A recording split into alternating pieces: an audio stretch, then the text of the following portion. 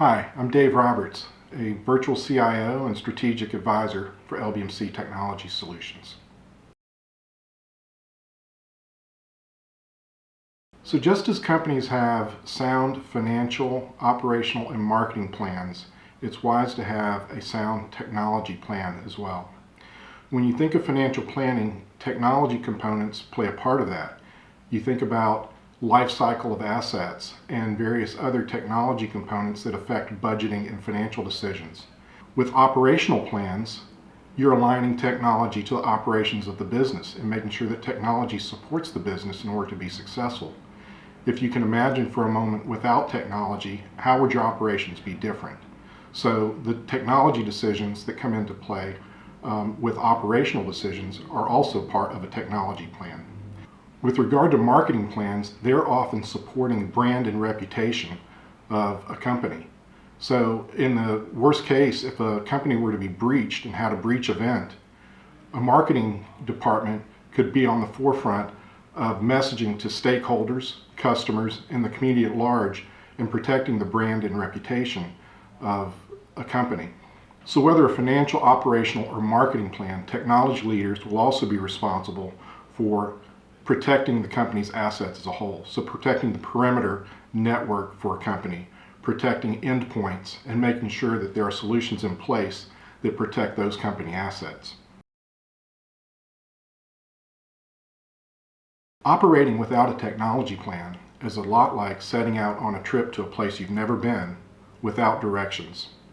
I suspect few of you travel that way.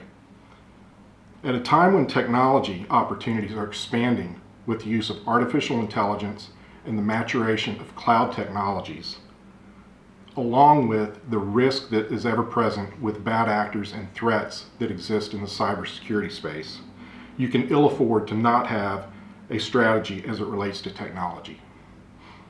At minimum, you should have assurance that your technology choices are aligned to support your business objectives. Even with doing that, you have responsibility to your customers, stakeholders, and employees to make sure that you are protecting your assets with sound, multi-layered security solutions. More advanced strategies will include IT disaster recovery plans that are exercised and reviewed annually. A well-defined technology strategy will include tools and solutions to quickly identify cyber threats. What this means is that when a threat or potential threat is occurring, solutions will be in place to alert, contain, and potentially mitigate the threat actor. Environments that lack advanced threat solutions will most likely always be reactionary and often too late to minimize damage to the company. A key to managing threat risk is the ability to respond quickly before a threat actor takes a foothold of the environment, or worse yet, compromises or holds data hostage. While the average dwell time has decreased significantly over the past 2 years and is now down to just 8 days, companies can ill afford to have unwelcome threat actors living in their technology infrastructure even that long. The damage potential is still significant. One aspect technology strategy plays in a company's cybersecurity stance is in relation to the ability to secure a cyber insurance policy. Like other forms of insurance, cyber insurance provides coverage for companies in the event of a security breach. Policies will cover losses incurred from data loss, data extortion, data destruction, or theft or hacking. In order to be underwritten for a cyber insurance policy, the company must attest through their application for coverage that they have solutions, policies, and practices in place to protect the organization from threat actors.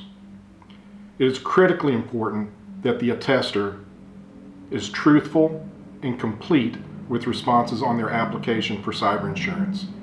If a breach does occur to an underwritten company and it is determined that the threat actor has breached because of an attested solution not being in place, the insurance provider will have the right to come after the breached company for failing to truthfully attest to their protection.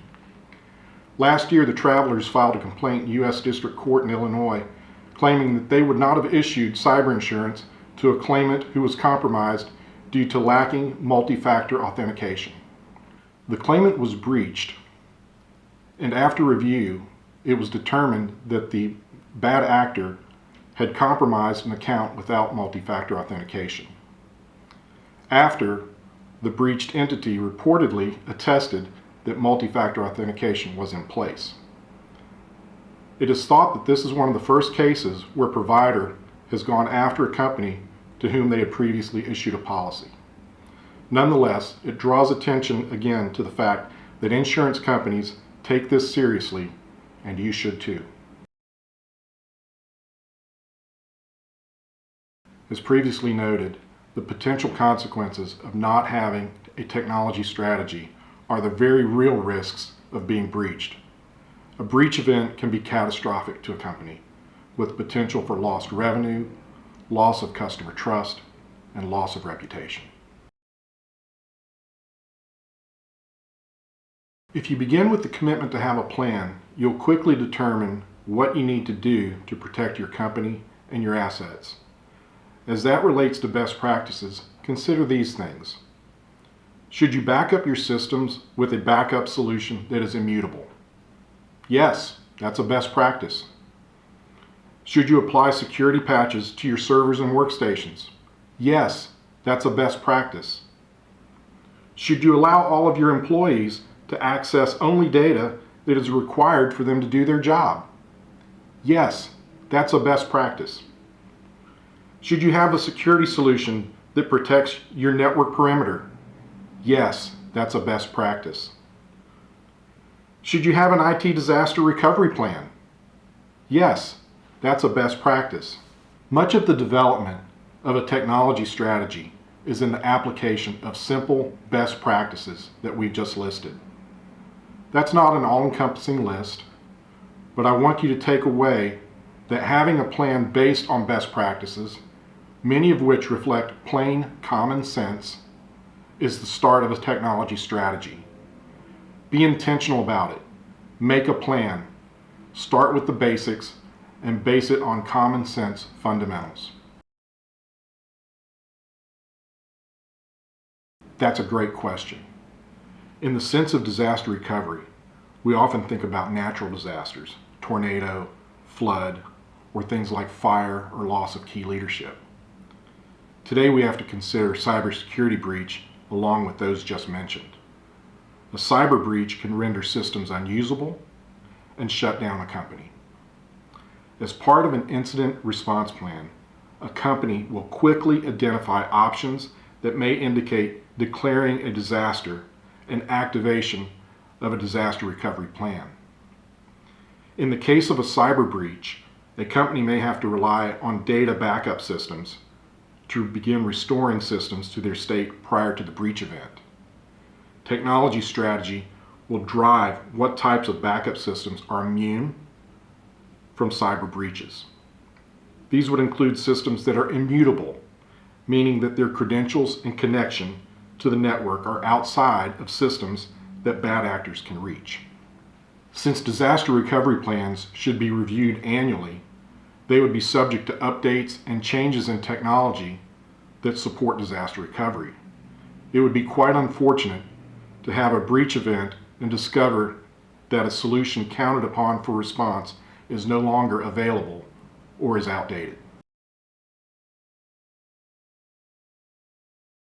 Bear in mind, this is not a complete list, but some things to consider would be budget for multi-layered solutions, training for IT staff, annual security awareness training for all employees, phish testing and training, especially targeting executives and financial departments, solutions and process alignment to cybersecurity insurance applications, relationships with external providers who can audit and augment security solutions.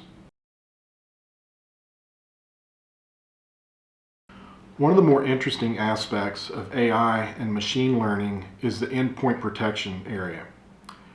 Traditional antivirus solutions were architected and operated based on known threats or viruses. Antivirus software running on a computer had signature or definition files that contained reference to known viruses in the wild. When a known virus was presented to the user and computer, the antivirus software would contain or quarantine that bad code. That worked well until a new virus or a new variant of an existing virus was introduced into the wild. The software manufacturer would then have to develop a new signature file or new definition file and then push that out to all endpoints around the world. The gap of time from the release of the new virus until the machine was patched with a new signature would leave that computer vulnerable. With AI technologies, endpoint protection solutions no longer rely on signature files. AI and machine learning factors the normal usage of the computer. When a threat is presented to the machine, it presents as an abnormal condition, and AI-based endpoint software will contain that abnormal instance and force review of the offending code. It gets us closer to, if not already, to zero-day trust, the concept that a machine is protected on day zero of a threat. Regardless of your security solutions, zero-day trust should be a primary factor to consider when selecting solutions as part of your multi-layered approach to protecting your environment.